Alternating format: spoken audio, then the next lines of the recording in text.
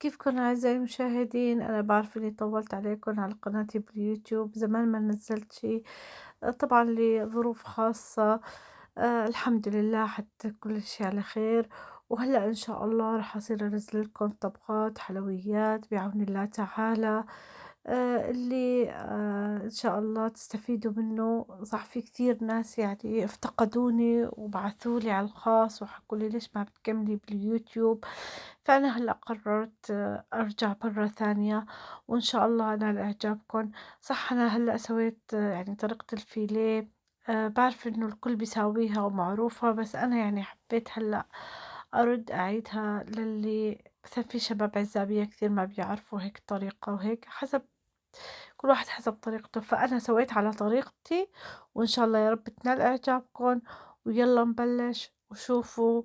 آه إن شاء الله يا رب تنال إعجابكم، وكثير كثير طيبة وسهلة ومفيدة للصحة، ومفيدة حتى للأطفال يعني صحيا كثير طيبة. وإن شاء الله تنال إعجابكم. شوفوا هون أنا حطيت كل البهارات، بهارات الكاري والفلفل والزيت وكل إشي، كل بهارات كتبت لكم إياهن أني. وهون خلطت كل بهارات مع زيت الزيتون، أو إذا بدكم بتحطوا زيت أبيض ما في مشكلة. هون عصرت ليمونة، رح أحطهم على السمك هلأ. وراح أبرش كمان هلأ الثوم.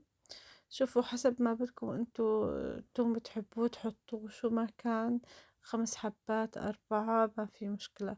المهم انه يعطي طعمه، لانه طعمة التوم بالسمك كثير طيب. وهلأ انا وزعتهم.